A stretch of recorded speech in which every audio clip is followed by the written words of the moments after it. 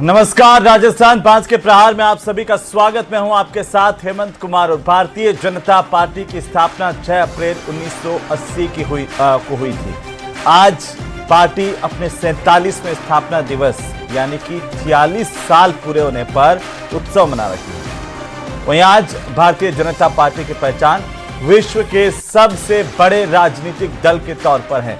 स्थापना दिवस पर बीजेपी के प्रदेश मुख्यालय में एक कार्यक्रम का आयोजन भी किया गया, जिसमें मुख्यमंत्री भजनलाल शर्मा, पार्टी के प्रदेशाध्यक्ष मदन राठौर, पार्टी के पदाधिकारी और कार्यकर्ता शामिल हुए। 46 साल की आयु में भाजपा आज वैचारिक रूप से सुदृढ़, संगठनात्मक रूप से मजबूत और एक प्रशंसनीय नेतृत्व से संपन्न मानी जा सकती है। और इस खास आयोजन पर मुख्यमंत्री भजनलाल शर्मा ने पार्टी में कार्यकर्ताओं को तवज्जो देने की प्रशंसा की और पार्टी को अजेय बनाने की बात कही है। आज इसी पर चर्चा करेंगे कि राजस्थान में मुख्यमंत्री का सपना क्या साकार हो पाएगा। पहले रिपोर्ट। स्थापना के पूरे हुए 46 साल।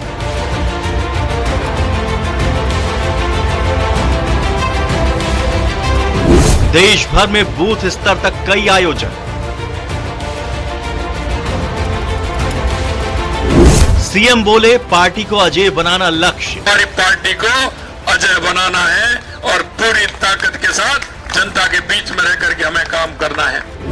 बीजेपी में कार्यकर्ता शिखर तक पहुंचता है। निश्चित रूप से आने वाले समय में हमारी पार्टी और इतिहास रचेगी और हम राष्ट्र की सेवा कर पाएंगे। भाजपा स्थापना दिवस पर संगठन की मजबूती पर जोर। 46 साल बेमिसाल। तो भारतीय जनता पार्टी के 46 साल किस तरीके से बेमिसाल हैं, आज इस पर बात करेंगे, चर्चा करेंगे। और चूंकि मुख्यमंत्री भजनलाल शर्मा ने एक बड़ी बात कही है कि पार्टी को अजेय बनाना है, ये लक्ष्य लेकर के सरकार चल रही है और इस लक्ष्य के आधार पर पार्टी किस तरीके से काम कर रही है और कैसे इस लक्ष्य को हासिल राजस्थान में किया जा सकेगा। मुख्यमंत्री भजनलाल शर्मा का सपना आखिरकार कितना पूरा हुआ है और कितना पूरा होगा या हो पाएगा, ये तमाम सवाल हैं जिन पर आज बात करेंगे, चर्चा करेंगे। हमारे साथ खास मेहमान भी जुड़ रहे हैं। सबसे पहले हमारे साथ हैं भारतीय जनता पार्टी की प्रवक्ता डॉक्टर निमिषा गौड़। और निमिषा जी, बहुत स्वागत है, अभिनंदन है और बधाई भी कि आप जिस पार्टी से जुड़ी हुई हैं वो पार्टी अपने 46 साल पूरे करके 47वें साल में प्रवेश कर रही है और स्थापना दिवस भी है, उस नाते भी बधाई आपको। कैसे देखती हैं आप इन 46 सालों को पार्टी की रवायत, रीति नीति, इतिहास और वर्तमान के साथ जोड़ करके? हेमंत जी, 6 अप्रैल का दिन हर भारतीय जनता पार्टी कार्यकर्ता के लिए एक ऊर्जा का दिवस है, संकल्प का दिवस है और एक प्रेरणा का दिवस है, जिसकी आत्मा हर भारतीय से जुड़ी हुई है। ये एक ऐसा वैचारिक रण है जिसमें 2 सांसदों से प्रारंभ हुआ और 303 तक हम पहुंचे। 13 दिन की भी सरकार रही और 13 महीने की भी रही, लेकिन वैचारिक कभी समझौता नहीं रहा और 2014 के बाद हम पूर्ण बहुमत की सरकार बनाई। हमने कई उतार चढ़ाव आए, लेकिन वैचारिक रण से कभी डावाडोल नहीं हुआ और वही प्रथम रखते हुए राष्ट्र प्रथम पार्टी देते और व्यक्ति थर्ड पर रह करके हर भारतीय जनता पार्टी कार्यकर्ता ने अपने सेवा समर्पण के संकल्प से आज दुनिया की सबसे बड़े राजनीतिक दल तक पहुंचा है। 14 करोड़ सदस्यों के साथ भारतीय जनता पार्टी एक सबसे बड़ा विश्व का राजनीतिक दल बना है। हमने कहा कि हम राष्ट्र प्रथम की नीति रखेंगे, तो देखिए राजनीतिक दल एक ऐसा बना जिसने राष्ट्र नीति को सर्वोपरि मानते हुए समाज को दशा और दिशा बदल दी। प्रभु श्री राम का मंदिर भी बना, धारा 370 भी खत्म हुई, परमाणु परीक्षण भी किए गए और साथ में ट्रिपल तलाक को खत्म करके मुस्लिम बहनों को सामाजिक सुरक्षा प्रदान की गई। हर क्षेत्र में, चाहे हम ऊर्जा का सेक्टर लें, सामाजिक लें, राजनीतिक लें, राष्ट्र नीति लें, हर रण में भाजपा का हर कार्यकर्ता खरा उतरा है। आज डिजिटल क्रांति में पूरा भारत सहभागी है।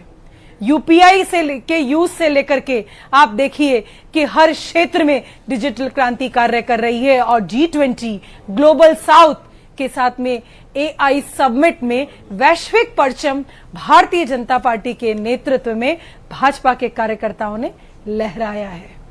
जी, विचार आधारित पार्टी है जिसमें कभी किसी विचार से समझौता नहीं किया गया।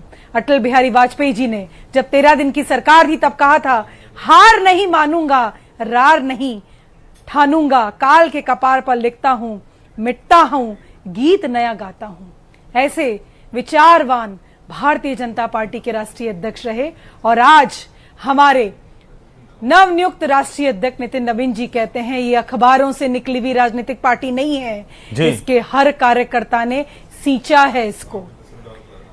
तो रार नहीं ठानूंगा, हार नहीं मानूंगा, पार्टी तक ये और हर कार्यकर्ता निमिषा जी लगता है कि अटल जी के इसी ध्येय वाक्य के साथ में काम करता है और इसीलिए एक पार्टी जो दुनिया की सबसे बड़ी पार्टी बन पाई कार्यकर्ताओं की बदौलत, उस पर राजस्थान में किस तरीके से इतिहास रहा, राजस्थान में किस तरीके से जो हम कहते हैं कि एक दीपक तमाम आंधियों के बावजूद जलता चला गया, एक मशाल जो जलती चली गई, उस पर भी बात करेंगे। हमारे साथ दो खास मेहमान जुड़ चुके हैं। डॉक्टर प्रदीप चतुर्वेदी हमारे साथ जुड़ चुके हैं, कांग्रेस पार्टी प्रवक्ता, साथ ही वेद माथुर साहब हमारे साथ जुड़ चुके हैं राजनीतिक विश्लेषक के तौर पर। आप दोनों का भी अभिनंदन है, स्वागत है। और क्योंकि बीजेपी की टिप्पणी हो गई है कांग्रेस की तरफ से, प्रदीप जी जुड़ गए हैं। तो प्रदीप जी, आज भारतीय जनता पार्टी के 46 साल पूरे होने पर एक समारोह का आयोजन भी राजस्थान के प्रदेश मुख्यालय में बीजेपी में किया गया। मुख्यमंत्री भजनलाल शर्मा ने कहा कि हमें अजय बनाना है राजस्थान में। कैसे आप देखते हैं उनके इस बयान को? सबसे पहले तो भारतीय जनता पार्टी को बधाई कि उनका आज स्थापना दिवस है। और जहां तक 46 साल की बात जो की जा रही है, उसमें सबसे बड़ा सवाल यह है कि इस देश में जिन लोगों ने सरकार को स्थापित किया, इसका निर्माण किया, इसको चुना, आज वही सरकार अभिव्यक्ति की आजादी पर लगाम लगा रही है।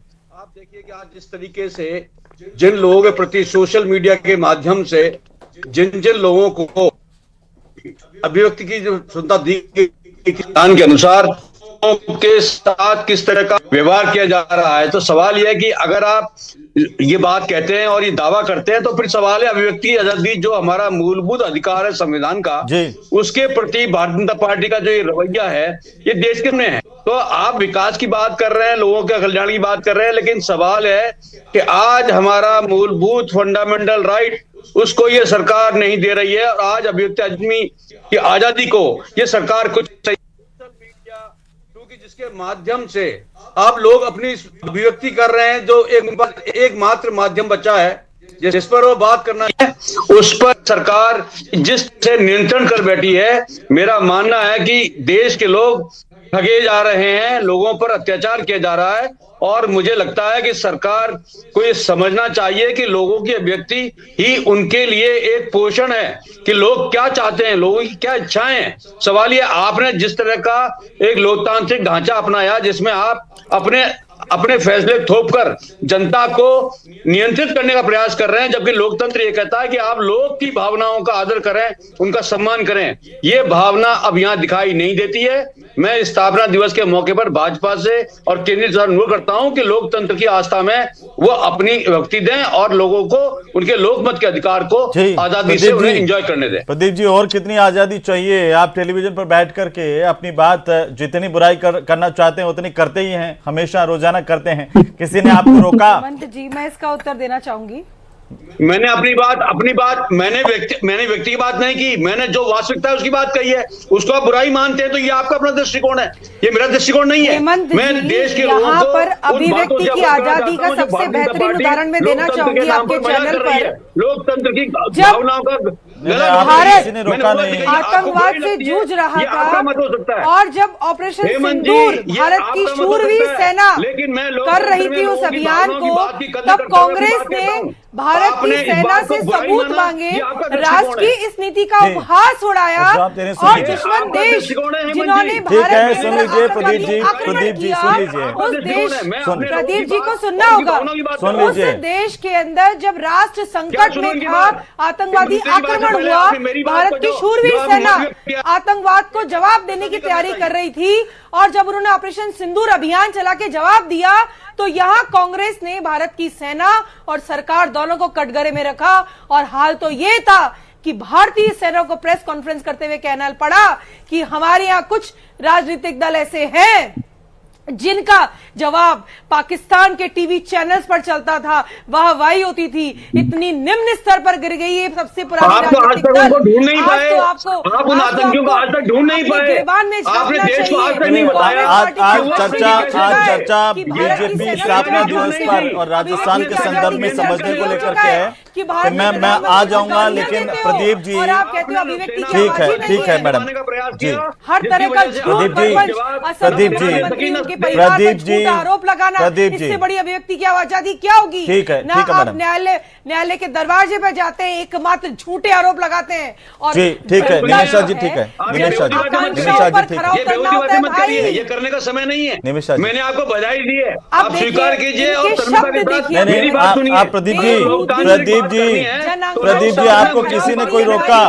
आप रोजाना अपनी बात कहते हैं, फिर आप बार बार ये क्यों कह रहे हैं कि आप मुझे दोनों रोकने का प्रयास कर रहे हैं?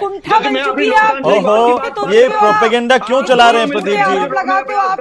इस देश में बात कही और मैंने लोकतांत्रिक पक्ष रखा। अच्छा, एक बात बताइए, इस देश में जब इमरजेंसी लगी, लेकिन आप दोनों मुझे बात करने की कोशिश नहीं करने दे रहे। आपातकाल से लेकर कमाल कर रहे हैं। आज आप क्या लेके आए हैं? कार्यकर्ताओं का संघर्ष मैं कुछ लेके नहीं आया हेमंत जी। तो आपने पूरी बात बोली बिना रोक टोक के 2 मिनट तक और आप कह रहे हैं कि आप मुझे बोलने नहीं दे रहे हैं। चलिए मैं आ रहा हूँ, 2 और मेहमान भी है, मैं आ रहा हूँ। मैडम एक मिनट मैं आ रहा हूँ। आशुतोष जी भी हमारे साथ ज्वाइन कर चुके हैं। आशुतोष रावत साहब, आपका भी स्वागत है, अभिनंदन है। और मैं पार्टी का प्रवक्ता हूँ, हाँ, तो मैं अपनी पार्टी का जो दृष्टिकोण है वो आपके सामने रखूंगा। आप रखिए ना, आप रखिए, आराम से रखिए। इतना उत्तेजित क्यों हो रहे हैं? कैसे कहा कि मैं बुराई कर रहा हूँ? मैंने लोकतांत्रिक पक्ष रखा देश के लोगों का, आप उसे कहते हैं वो बुराई है? नहीं, मैं ये नहीं कह रहा हूँ आप बुराई कर रहे हैं। मैं कह रहा हूँ कि आपको किसी ने रोका क्या? आपने अभी कहा कि मैंने बुराई की है। मैंने लोकतांत्रिक अरे सर, मैंने बोला है आपको कि आपको अपनी बात रखने से अभी तक किसी ने रोका, किसी ने डराया धमकाया, या ऐसा हुआ इमरजेंसी की जैसे कि जेल में ले जाकर के आपातकाल में जैसे डाला था वैसे किसी ने डाल दिया? आप बताइए ना, मैं तो ये जानना चाह रहा था। जो हमने किया उसका परिणाम हमने भुगता है। मैं ये नहीं कह रहा हूँ आपने क्या किया, मैं कह रहा हूँ आपातकाल के जैसे अगर कोई बोलता है सरकार। आपकी समस्या क्या है प्रदीप जी? यही तो है कि एक तरफ आप कहते हैं कि अभिव्यक्ति की आजादी नहीं है और दूसरी तरफ आप ना तो किसी को सुनना चाहते हैं ना ही। शून्य से शिखर पे बढ़ा है, आप शिखर से शून्य पर आ गए हो भाई। 141 साल का सफर। का विरोध करता हूं आपका। ठीक है, हम आपके विरोध को दर्ज करते हैं। पार्टी यही एक लोकतांत्रिक प्रक्रिया है कि अगर आपने कोई विरोध किया है तो हम आपके विरोध को सम्मान उसे दर्ज करते हैं। यही तो है ना। लेकिन लोकतंत्र यह भी कहता है कि सिर्फ अपनी अपनी बात नहीं, 2 और मेहमान है जो इंतजार कर रहे हैं। सर, ये भी तो लोकतंत्र है। लोकतंत्र किताब लेकर के लोकतंत्र का हनन करना, यह भी एक तरह से तो खराबी चीज है। तो आप, मुझे लगता है कि इस बात को समझेंगे। वेद साहब, आपने बीजेपी कांग्रेस दोनों को सुना है, क्योंकि आज की चर्चा कोई प्रदीप जी के लोकतांत्रिक मूल्यों को लेकर के नहीं है, आज भारतीय जनता पार्टी के स्थापना दिवस को लेकर के हम कर रहे हैं। कैसे आप देख रहे हैं मुख्यमंत्री भजनलाल शर्मा का यह बयान कि राजस्थान में पार्टी को अजेय बनाना है, कार्यकर्ताओं को साथ लेकर के चलना है, और राजस्थान में जिस तरीके से 1980 के बाद में बीजेपी लगातार आगे बढ़ती गई और आज की जो स्थितियां जहां तक पहुंची है बीजेपी, कैसे आप इस पूरे यात्रा को देखते हैं भाजपा की? देखिए, राजस्थान में भारतीय जनता पार्टी की बात होगी तो मैं सबसे पहले पूरे आदर के साथ आदरणीय भैरव सिंह जी शेखावत का नाम लेना चाहूंगा, जिन्होंने अंत्योदय योजना शुरू की। उस योजना की उस समय जो विश्व बैंक था उसके अध्यक्ष ने भी प्रशंसा की, और बहुत सारे देशों ने, न केवल भारत ने बल्कि बहुत सारे देशों ने अपने यहाँ गरीबी दूर करने के लिए ये जो विचार था, पिछड़े को पहले इंदिरा गांधी सरकार ने भी उसी विचार पर आधारित एक योजना शुरू की थी, IRDP। उसमें गांव में काफी लोगों को लाभ मिला। तो मैं भैरव सिंह जी का स्मरण इस संदर्भ में करना चाहूंगा कि पिछड़े को पहले की एक नई शुरुआत हुई, पहली बात। दूसरी बात, वसुंधरा राजे जी के समय में भी एक गुड गवर्नेंस थी कि वसुंधरा जी बहुत अच्छी प्रशासक हैं, तो उन्होंने हर क्षेत्र में अच्छा काम किया, गांव पे भी फोकस किया। जहां तक भजनलाल जी की बात है, तो भजनलाल जी बड़े सादगी पूर्ण तरीके से रहते हैं, लेकिन उनकी उपलब्धियों को देखा जाए तो ये कम नहीं है। पिछले 2 साल में राजस्थान में जो ग्रॉस जैसे हम GSDP कहते हैं, वो 9.80 से बढ़ के 12.2 हुआ। मतलब लगभग 3% से भी ज्यादा की इसके अंदर उत्पादकता में वृद्धि हुई है, पहली बात। दूसरी बात, लगभग 1.25 लाख लोगों को सरकारी रोजगार दिया गया, सड़कों पे काम हुआ, पेपर लीक के माध्यम से जो योग्य और प्रतिभाशाली युवाओं के पूरे संपूर्ण जीवन और करियर पे कुठाराघात हो रहा था, वो रोका गया, उसको हतोत्साहित किया गया। ये भी एक बड़ी उपलब्धि है। और सौर ऊर्जा के क्षेत्र में भी भजनलाल सरकार ने काफी अच्छा काम किया है, और मैं सोचता हूँ कि भजनलाल सरकार की एक ऐसी उपलब्धि है जिसको कई दशकों तक याद रखा जाएगा, वो है ERCP का जो काम शुरू हो गया है। लगभग 25 से 26 हजार करोड़ का ये प्रोजेक्ट है, और इससे पूर्वी राजस्थान के लगभग 21 जिले लाभान्वित होंगे। तो मैं यही कह सकता हूं कि भजनलाल के व्यक्तित्व में भले ही सादगी है, भले ही उनमें वो स्टारडम नहीं है जो वसुंधरा जी में रहा, लेकिन वो बहुत सादगी से और बहुत गंभीरता से काम कर रहे हैं। यहाँ एक बात मैं और कहना चाहूंगा जो कांग्रेस के प्रवक्ता पसंद नहीं करेंगे, वो ये कि पिछली सरकार के अंदर हमने ये देखा कि अशोक गहलोत का जो ज्यादातर समय था वो ये था कि सचिन पायलट कांग्रेस की लंका में आग लगाने के लिए तैयार बैठे थे, और गहलोत फायर फाइटिंग कर रहे थे। उनका पूरा कार्यकाल फायर फाइटिंग पे निकला। दूसरी महत्वपूर्ण बात मैं ये कहना चाहूंगा कि गहलोत सरकार के समय उन्होंने आर्थिक संसाधनों को नहीं देखा कि हमारे संसाधन क्या है। बड़ी बड़ी योजनाएं शुरू हो गई, यहाँ तक कि RGHS योजना के अंदर कोई नियंत्रण नहीं था। नतीजा हुआ उसमें करोड़ों अरबों का भ्रष्टाचार हुआ, और बहुत सारा भ्रष्टाचार ऐसा है जिसे अब पकड़ा भी नहीं जा सकता। और भी योजनाओं में बहुत भ्रष्टाचार हुआ। ठीक है सर, प्रदीप जी जवाब देना चाह रहे हैं इसका कुछ? जी प्रदीप जी। जी माथुर साहब, मुझे खुशी हुई कि आप स्वर्ग में रह रहे हैं, आपकी सारी इच्छाएं पूरी हो रही हैं, और कोई इस दुनिया में इस प्रदेश में कोई तकलीफ नहीं है।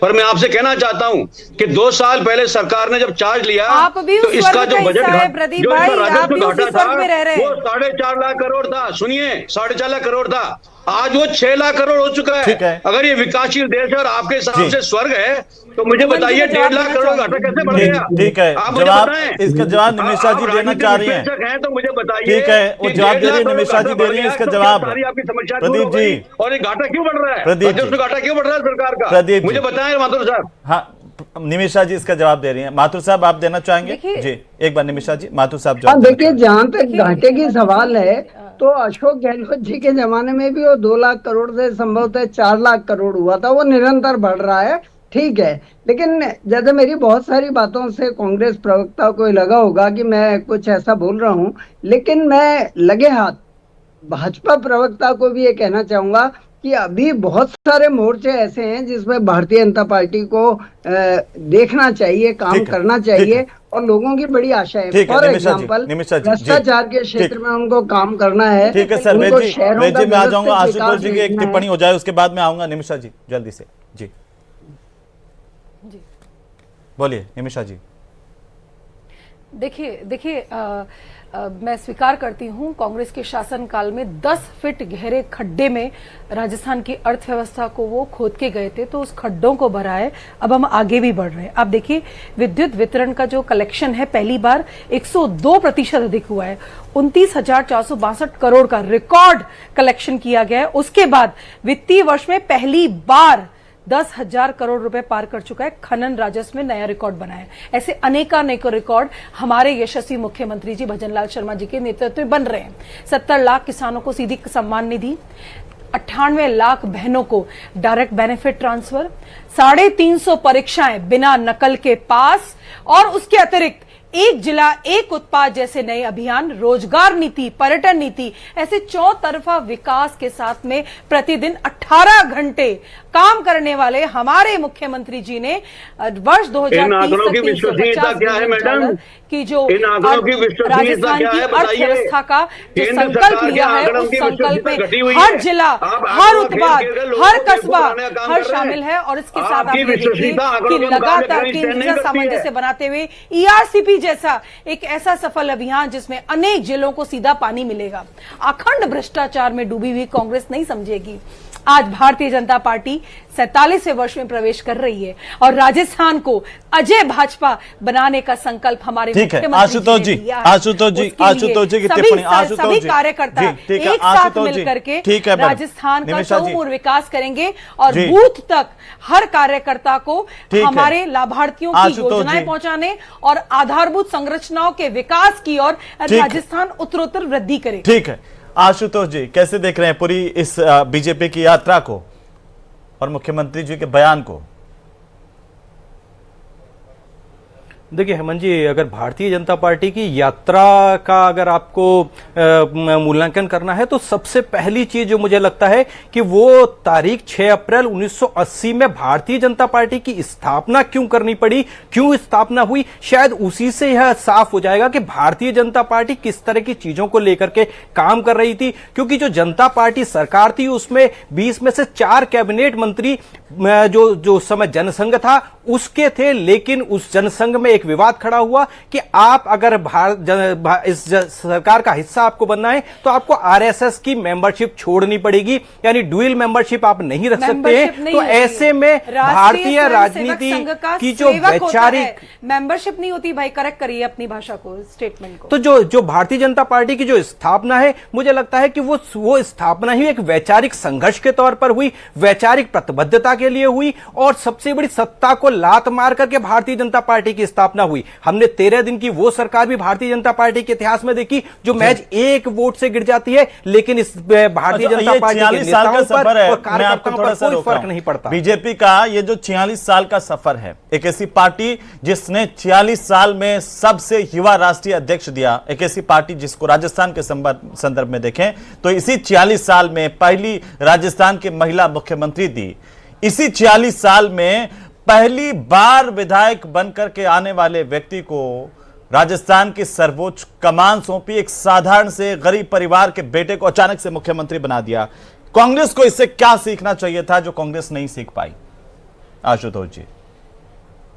देखिए हेमंत जी, मुझे लगता है कि राजनीतिक दल एक दूसरे से सीखे या नहीं सीखे, लेकिन जनता की भावनाएं क्या हैं, जनता की इच्छाएं क्या हैं, उनको निश्चित तौर पर ख्याल रखना पड़ेगा। कांग्रेस को भारतीय जनता पार्टी से सीखने की जरूरत है या नहीं है, ये तो कांग्रेस के नेता भी कई बार बयान दे चुके हैं, लेकिन मुझे लगता है कि कम से कम जनता की भावनाएं क्या है, जनता क्या चाहती है, जनता की उम्मीदें क्या है एक सरकार से, एक पार्टी से, उसको कांग्रेस को निश्चित तौर पर सीखना चाहिए। अगर कांग्रेस को एक बार पुनः अपने आप को मजबूत करना है देश में, तो जनता की भावनाएं ज्यादा मेरे लिए मुझे लगता है कि महत्वपूर्ण है, उन पर ज्यादा ध्यान देना चाहिए। प्रदीप जी, इन 46 साल में एक पार्टी के तौर पर देखिए, ये मैं राजनीति से थोड़ा सा हटके आपको ले जाना चाह रहा हूं एक शुद्ध विचार से, वो ठीक है, वो वाली पॉलिटिकल बयान आपका हो गया, लेकिन इस 46 साल के अंदर एक पार्टी जो सबसे युवा राष्ट्रीय अध्यक्ष दे देती है, चौंका देती है, आपके यहां पर वो चीज 70 साल 75 साल में क्यों नहीं हो पाई? या एक पार्टी जो राजस्थान में पहली महिला मुख्यमंत्री दे देती है, एक पार्टी जो एक सरपंच रहे हुए व्यक्ति को और इतना बड़ा ओहदा देकर के बिल्कुल सामान्य से परिवार से आने वाले व्यक्ति को अचानक से सीएम बना करके सबको चौंका देती है, क्या यह कांग्रेस में पॉसिबल है? क्या आप लोगों को भी ये सीखने की जरूरत है? एक और जोड़ना चाह रहा हूं, एक पार्टी जिसने सोशल मीडिया को बदलते दौर को इतनी तेजी से कैप्चर किया, हाईटेक होती टेक्नोलॉजी को इतनी तेजी से अपने चुनाव के अंदर, अपने प्रचार में हिस्सा बनाया कि जो आप नहीं कर पाए सर, इतना पुराना पार्टी होते हुए भी। सवाल है हेमंत जी, हमने स्वतंत्रता प्राप्ति के बाद में सबसे पहले सत्ता हमने संभाली और हमने इस देश को ग्रास रूट से, हमने जमीन से उठाकर देश को विकास की योजनाओं में लाने का हमारा प्रयास हमारा रहा है। हमने इतने सालों तक जो काम किया, स्वतंत्रता प्राप्ति के बाद हमने देश को एक किया, देश की रियासतों को एक किया, हमने सारा काम कांग्रेस ने किया। कांग्रेस ने जिन्होंने देश को एक किया, उनकी सबसे बड़ी प्रतिमा तो बीजेपी ने बनाई। समय लगा, सुनिए, उसमें पूरी समय दुनिया को लगा। बताया। संसाधन सीमित थे, लोगों की आय नहीं थी, लोगों के पास अपने घर नहीं थे। समय छोड़ दीजिए, हमने फिर उस आगे तो समय आए, आगे तो बढ़े आप। शासन संभाला और देश को हमने खड़ा किया। अब सवाल यह है कि अगर साधन आज बने हैं तो वो हमारी सरकार की उस मेहनत, उस प्राथमिकता का फल है कि देश आज यहाँ खड़ा हुआ है। इसको भारत 14 साल पहले अगर देश को भाजपा का राज मिला तो उससे पहले हमने देश को उस स्थिति में लाकर खड़ा कर दिया था जहां वो आत्मनिर्भर था। कब तक आप नेहरू गांधी परिवार का सिर्फ तो अब सवाल नाम ले लेकर के उस पर राजनीति को आगे कब बढ़ाएंगे? मूलभूत अधिकारों को, लोगों के मूलभूत अधिकारों पर यह अधिबंधन कर रहे हैं, उस पर नियंत्रण कर रहे हैं। इसके लिए तो लोकतंत्र नहीं बनाया, इस लोकतंत्र के लिए सरकार को नहीं चुना गया। ये एक अलग बहस होगी कि लोकतंत्र किस लिए बना या लोकतंत्र कितना चल रहा है कि नहीं चल रहा है। वेद जी कुछ कहना चाह रहे हैं आपको? मूलभूत अधिकारों पर अतिक्रमण कर रहे हैं।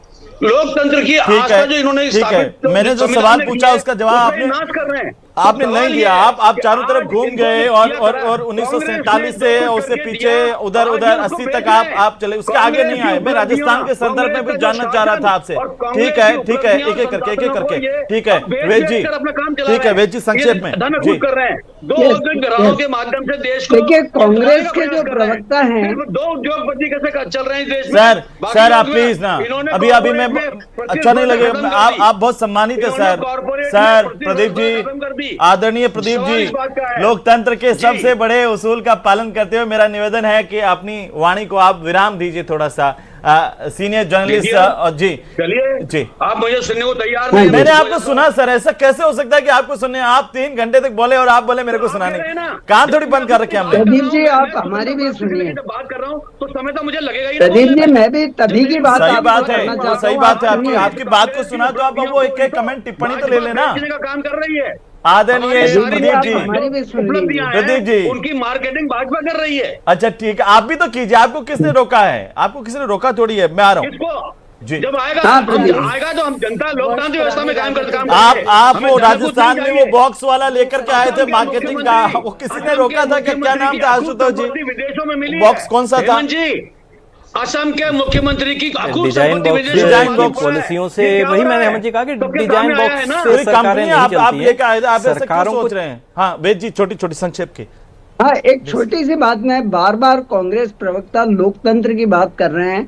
मेरा और आजादी के बाद से उस संदर्भ में भी कह रहे हैं, तो मेरा एक सवाल है कि 1946 में जब कांग्रेस अध्यक्ष का चुनाव होना था और वो कांग्रेस अध्यक्ष ही आजादी के बाद प्रधानमंत्री बनना था, तो कांग्रेस की जो 14 पीसीसी थी उसमें से 11 ने वोट दिया सरदार पटेल के पक्ष में और 3 तटस्थ थी, और जवाहरलाल नेहरू जी के पक्ष में एक भी कार्य समिति नहीं थी। तो उस समय का जो कांग्रेस का संविधान था उसका उल्लंघन करके, ठीक है, वो लंबा हो जाएगा थोड़ा सा जी। 10 सेकंड नेहरू जी को प्रधानमंत्री क्यों बनाया गया? ठीक है सर, वो लंबा हो जाएगा, उस पर बहस नहीं है। प्लीज सर, ठीक है, आपको समझना होगा ठीक है कि महात्मा गांधी ने अपने विवेक से निर्णय लेकर के, ये बहुत बड़ी बहस हो जाएगी। फिर वो महात्मा गांधी और उनके संदर्भ में हम जाएंगे सरदार पटेल में, तो एक पूरा का पूरा एक बहस का वो है जी। महात्मा गांधी ने फैसला किया था, ठीक है सर, कि वैश्विक इसलिए स्तर आप पे उनके स्थापना निर्णय को 25 ठीक करोड़ है। गरीबों को आला कमान ने गरीबी से राजस्थान में निजात फैसला दिलाना, किया था, लेकिन नहीं माना तो नहीं 31 माना। करोड़। इसमें क्या हो गया?